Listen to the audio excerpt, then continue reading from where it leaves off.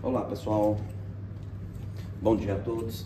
Voltamos então aqui ao nosso estudo e hoje nós vamos falar especificamente sobre esse tema aqui, ó, a abominação da desolação, ok? O que é isso? O que Jesus quis dizer com isso? Né? Quais profecias existem a respeito disso?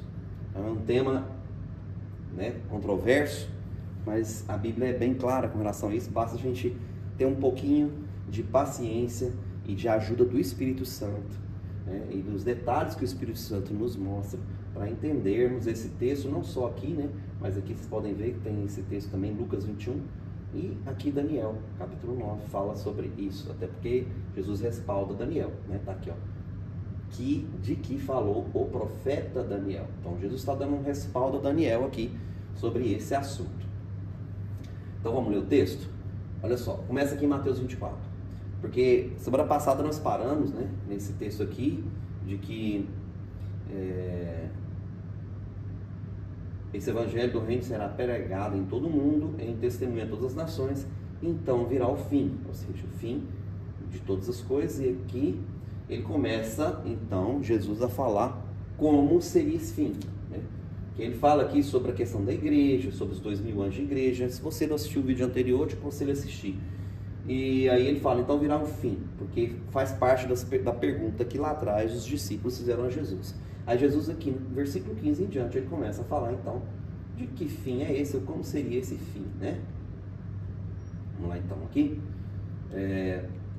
Começa falando, quando pois virdes a abominação da desolação, de que falou o profeta Daniel, está no lugar santo, quem lhe entenda, então os que estiverem na Judéia fujam para os montes. Quem estiver, olha só, quem estiver na Judéia, fujam para os montes. Quem estiver sobre o telhado, não deixe a tirar alguma coisa de sua casa. E quem estiver no campo, não volte atrás a buscar as suas vestes. Aí ele começa a falar algumas coisas aqui. Bom, vamos lá aqui, a priori aqui, o que significa isso, né? Então, vamos entender isso aqui. Quando você vê uma abominação da desolação, de que falou o profeta Daniel, está no lugar santo, quem lê entenda. Vamos entender uma coisa aqui. O que é, né?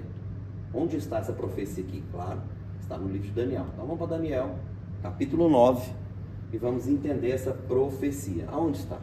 Aqui na realidade você tem uma chave interessante aqui. O primeiro ano do reinado, seu reinado do rei, né? Ali dos medos e dos persas, aqui já estava no reinado medo-persa. Entendi pelos livros o número de anos de que falaram o Senhor ao profeta Jeremias. Olha que interessante. Jesus respalda Daniel e Daniel respalda Jeremias. Tá? Outra altura nós vamos lá, porque Jeremias dá muitas dicas interessantes aqui. O que significa isso? E que havia de se cumprir-se as desolações de Jerusalém, era de 70 anos. Olha. Então aqui ele já fala qual é a dica. De que se trata a profecia da abominação da desolação? As desolações de Jerusalém. Não é de toda Israel. Começa por aqui. Aqui está no plural, desolações. Ou seja, é mais de uma. Não são duas em três, são bem mais. Então começa por aqui. Daniel entendeu que as desolações seriam as destruições ou as invasões de Jerusalém, né? Era para se cumprir nessa profecia aqui de 70 anos, só que são 70 semanas de anos. Vou gravar outro vídeo aqui para explicar como é que funciona essas 70 semanas de ano e por que a conta se diz dessa maneira. É claro que, obviamente, você vai ver pela própria profecia, né, que está aqui embaixo já, que a oração, ele faz orações e ele começa aqui com a visitação do anjo, né? Ele fala, no princípio das tuas súplicas, saiu a ordem e eu vim para te declarar, porque és muito amado. Que o anjo fala a Daniel. Considera, pois, a palavra e entende a visão. Ele veio trazer entendimento a essa visão, né? Ele falou, 70 semanas estão determinadas sobre o teu povo e sobre a tua santa cidade. Algumas versões vão colocar já diretamente em 70 semanas de anos. Alguns já acrescentaram a palavra. Mas para cessar a transgressão, para dar fim aos pecados, e para expiar a iniquidade e trazer a justiça eterna, selar a visão e a profecia e para ungir o Santíssimo. Esse aqui é o objetivo, né, final de toda a profecia se cumprir. Aí o anjo começa, o mensageiro, a explicar para ele. Sabe e entende que desde a saída da ordem para reedificar ou restaurar, né? Restaurar quem? Jerusalém. E para edificar a Jerusalém, lembra-se que a profecia se trata de Jerusalém. Até ao Messias, olha que interessante. Aqui a profecia é centenas de anos antes do Messias, ok? Então, desde o dia que saiu a ordem, ok? Aqui há uma controvérsia aqui de anos. Talvez alguns dizem que foi Zorobabel, outros acreditam que foi com Neemias, tá? Mas enfim, as datas são bem aproximadas. Para edificar Jerusalém até o Messias, que é o príncipe, isso aqui foi bem calculado e é interessante que até o Messias, o príncipe, haverá 7 semanas e 62 semanas, totalizando então 69 semanas de anos, né? Olha que interessante, o total de anos para se cumprir seriam 70 semanas, que dariam 490 anos, menos 7 anos, daria então 483 anos. E é impressionante, se você olhar pelas datas, né? Principalmente aqui se você pegar a ordem de restauração de Jerusalém, que são 2 datas específicas, né? Vai dar exatamente 483 anos. As ruas e o muro se reedificarão, mas em tempos, aqui já está falando de Neemias, as ruas e o muro se edificarão, mas em tempos angustiosos. Você pode ler isso no livro de Neemias, você vê a angústia que Neemias passou desde a hora que ele chega, ou viaja para lá, no caso, a perseguição, né, de Sambalá e os outros lá, são tempos angustiosos. Então essa profecia é bem antes de acontecer tudo isso, olha que interessante. E aqui ele fala até da angústia que Neemias ia passar. E aí, olha só, versículo 26. E depois das 62 semanas, né, ou seja, 7 semanas mais 60 dias, mais 62 semanas, que dariam 69 semanas ou 483 anos, será cortado o Messias, ou seja, a crucificação, morte e ressurreição do nosso Senhor Jesus Cristo, o Messias. Mas não para si mesmo. Claro, ele não fez isso para si mesmo. Ele fez isso para redimir toda a humanidade. Aí aqui entra a parte interessante. Ponto e vírgula. Ele corta um assunto aqui e começa um assunto aqui que vai estar acontecendo nessa data, logo depois da ascensão do Messias. E fala, e o povo do príncipe, vírgula, que há de vir. Aqui não estou falando do Messias mais. Messias fala-se aqui.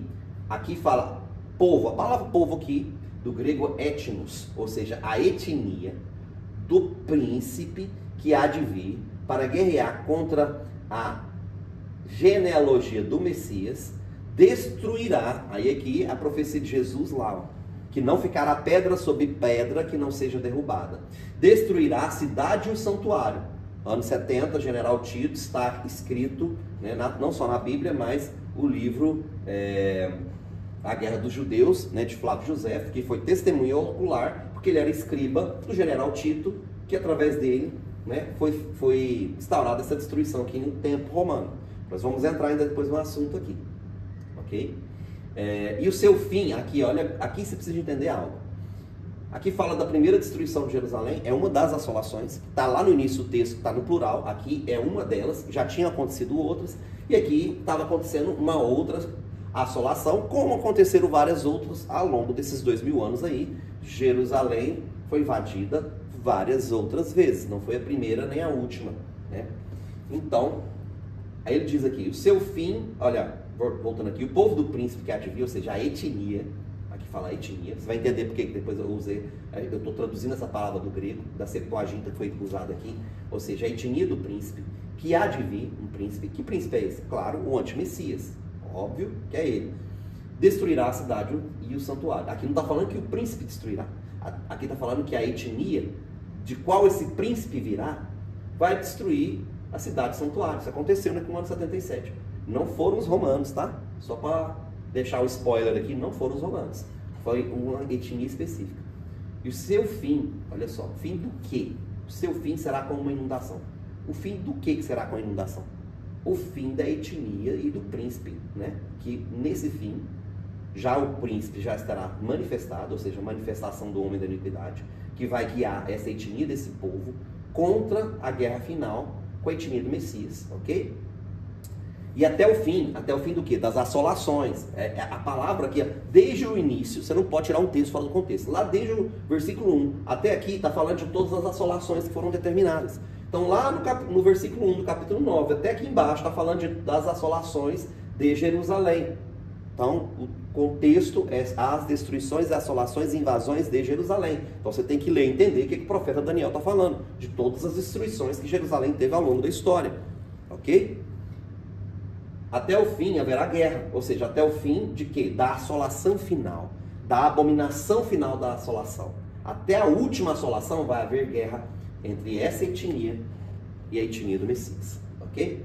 E ele firmará sua aliança com muitos por uma semana. Ou seja, aqui já está falando da semana final, da última semana que falta. Ok? E ele firmará, ele quem? O príncipe que há de vir. Ele vai firmar uma aliança com muitos, não com todos. Atenção, isso não é mundial, é uma parte do mundo, é um nicho, uma parte específica do mundo. E ele firmará a aliança com muitos por uma semana, ou seriam 7 anos. E na metade da semana, fará cessar o sacrifício e a oblação. Sacrifício e oblação, olha essa palavra aqui. Você vai pensar, porque sacrifica animais. Não, não, não. Olha aqui. Olha quando começa aqui a oração de Daniel. Antes ele falar, homem muito amado. Olha aqui, versículo 21. Olha aqui. Estando eu, digo ainda, falando na oração, ele estava orando ainda, o homem Gabriel, ou seja, o anjo Gabriel, que eu tinha visto na minha visão ao princípio veio, ou seja, ele teve a epifania do anjo Gabriel e veio voando rapidamente, ou seja, ele depois de 21 dias, né? E tocou-me. Que hora que ele tocou? A hora do sacrifício da tarde. Pergunta. Ele estava aqui nos Medos e nos Persas, já não existia templo em Jerusalém, já não existia mais nada, nem tabernáculo. Que sacrifício é esse que ele está falando? As orações que ele fazia 3 vezes ao dia, foi por isso que ele foi lançado na cova dos leões. Então preste atenção na história de Daniel. O sacrifício é a oblação, a oração, o tempo de dedicação exclusiva, a santificação, o sacrifício, somos nós, em oração. Aqui não está falando de sacrificar animais. Atenção a isso. Porque ele usa a mesma palavra aqui embaixo, tá? Então, aqui ó. E ele firmará aliança com muitos e vai cessar o quê? O sacrifício, a oblação. Vai cessar as orações, a interrupção, porque ele vai se levantar, o próprio texto de Daniel depois fala nos outros capítulos, que ele vai se levantar sobre tudo que se chama Deus. Porque esse antimessias vai trazer o Deus dele para reinar sobre todas as coisas, ou para tentar fazer isso. Mas Deus o impedirá. E sobre a asa, aí vem aqui. Aqui ele já está falando do fim, olha que interessante. E sobre a asa das abominações virá o destruidor, o assolador. E isso até a consumação. Aqui já está falando da consumação, ou da guerra final, ou do confronto final, onde esse assolador, essas assolações vão ter fim. Ok? Aí ele está falando isso aqui, ó, até a consumação. E o que está determinado, o que está determinado? Será derramado sobre o assolador, ou destruidor. Então, essa profecia aqui, essa aqui, ó, o que está determinado será derramado sobre o assolador. Ok? O que está determinado? O seu fim. O fim das assolações, o fim dessa perseguição, o fim dessa etnia, ou seja, englobando várias outras aqui, o fim dessa etnia que persegue, né, o povo do Messias, tá? Estou englobando todos aqui, inclusive a igreja, vai chegar a um fim, ok? E o que está determinado será derramado, ou seja, tudo aquilo que Deus determinou será derramado sobre o assolador e o seu povo, tá? É disso que se fala a profecia. E elas estão determinadas. E olha que interessante aqui. Sobre a asa das abominações. Olha só. O seu fim, que já está determinado, como é que será o fim dele? A Bíblia diz. Olha que interessante. O seu fim será com uma inundação. Uau! Como foi nos tempos de Noé. Aqui está escrito como será o fim dessa etnia. E é por isso que eu postei um mapa aqui, tá? Vamos tentar aqui ir no mapa. Porque, aliás, vamos ter esse aqui de Lucas antes, depois eu vou mostrar o mapa. Ok? Lucas também fala sobre isso. Só que Lucas não chama a abominação da desolação de abominação da desolação. Ele usa uma palavra peculiar diferente, no versículo 20. Ó. Mas quando, pois, virdes... Deixa eu tirar isso aqui da tela. Mas quando, pois, vir Jerusalém cercada de exército, ou seja, a abominação da desolação, Ah, mas a Jerusalém já foi cercada de exército várias vezes, claro. Houveram várias desolações ao longo do tempo, e lá em Daniel 9 estava profetizado isso, do versículo 1 até o versículo final, quando se completar o tempo de todas as desolações que iriam acontecer. Mas vai haver uma desolação final, é a famosa profecia da pedra no espelho d'água, onde você lança a pedra e ela repica, repica, repica, até que ela mergulhe completamente no seu comprimento. Então, há essa tradição no meio do povo judeu, a profecia do espelho d'água, ou seja, ela pode se cumprir mais de uma vez, como o próprio texto diz, haveriam várias desolações, e coincidentemente, só que há coisas específicas que precisam acontecer para que haja uma consumação, né, de todas as desolações que o povo sofreu. Então, mas quando pois vir Jerusalém cercada de exército, olha, saber então que é chegada a sua desolação, ou seja, a sua desolação, mas aqui não fala que é a desolação final, mas é a desolação. Mas aí Jesus começa a entrar no assunto do fim. Então os que estiverem na Judéia fujam para os montes. Por que Jesus mandou fugir para os montes? Os que estiverem no meio da cidade, saiam, ou seja, né? E os que estão nos campos, não entrem nela. Não entrem o quê? Na cidade. Porque dias de vingança são estes, para que se cumpram todas as coisas que estão escritas. Peraí, mas Jesus está vingando os judeus? Ou seja, está trazendo vingança sobre os judeus? Que a desolação vem sobre os judeus? Não, você tem que entender o texto. Jesus vai trazer vingança sobre os inimigos, sobre os exércitos que estão destruindo e assolando Jerusalém. Vai haver uma vingança final, vai haver um acerto de contas final. E esse dia está chegando, porque Jerusalém já passou por várias desolações. E vai chegar um ápice, o cálice vai encher, e a desolação final, aquilo que está determinado, como diz o profeta Daniel, vai ser derramado sobre o assolador, que é os exércitos que virão da parte daqueles que cercam Jerusalém para desolar. E olha que interessante, porque dias de vingança são estes para que se cumpram as profecias. Aí ele fala, né? Mas ai das grávidas e das que criarem naqueles dias, porque haverá grande aperto na terra, não fala sobre e a ira sobre este povo. Que povo? Não é os judeus, sobre o povo que vai vir contra Jerusalém, não é o povo judeu. Deus não está derramando a ira sobre o povo judeu, pelo contrário, Deus está derramando a misericórdia dele. Por isso que ele falou para o povo aqui, ó, fujam para os montes. Ele está dando a dica aqui, ele está falando, não faça isso, não faça aquilo, não faça isso, porque eu vou vir com vingança contra esse povo que vem contra vocês. É isso que ele está falando. Aí ele diz aqui, porque o povo confunde, o que entra nesse versículo? Aí cairão a fio da espada, para todas as nações serão levados, cativos, e Jerusalém será pisada pelos gentios até que os tempos dos gentios se completem. Aqui é como se fosse um parágrafo específico que ele fala, olha, antes de acontecer a desolação final, vai acontecer uma perseguição ao longo de anos, porque é o tempo que eu determinei para os gentios, até que esses tempos se completem. Mas isso aqui vai acontecer a desolação final. Mas parêntese, isso aqui, ó, tem que acontecer antes. Ok? E aí ele começa, aí ele volta para o contexto, ou seja, faz um parênteses aqui, volta para o contexto e diz, e haverá sinais no sol e na lua e nas estrelas, e na terra angústia das nações, em perplexidade, pelo bramido, olha essa parte aqui, em perplexidade, pelo bramido do mar e das ondas do mar. Uau! Será que isso aqui tem alguma coisa a ver com o profeta Daniel, que fala com, né?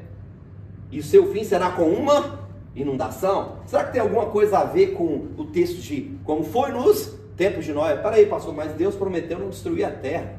Ele não vai destruir a terra. Ele já deu a dica aqui, ó. Fujam para os montes.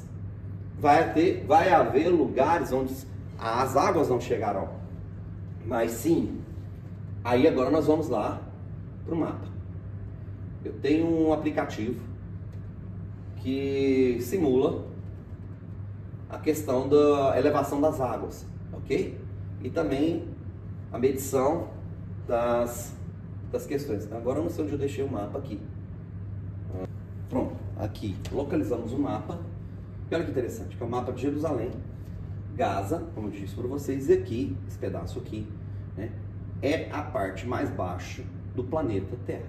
E olha que interessante. Aqui, nessa parte de cá, está aqui, né? Assim, Jordânia, e aí em volta é o Egito, ao redor de Israel aqui, os povos que circundam Israel, né? Que ali, depois eu não vou dar spoiler, mas é da onde vem, né? A etnia do príncipe que há de vir. É basicamente isso. E quando esses povos, essa etnia, invadirem definitivamente Jerusalém, tá? É um pedaço específico. Jerusalém no alto, né? É bem no alto. Mas eles vão invadir por onde? Pelo vale. Ou eles vão vir por aqui, invadir Jericó, e vão vir por aqui por baixo, tá? Vão se encontrar aqui na parte aqui baixa, ou na parte do vale. E óbvio, né, que vão invadir aqui também pelo Egito, por essa parte de cá, Rafá, onde fica a fronteira aqui, parte baixa, parte do mar, ok? O que vai acontecer nesse tempo? O que a Bíblia nos mostra aqui nesse mapa?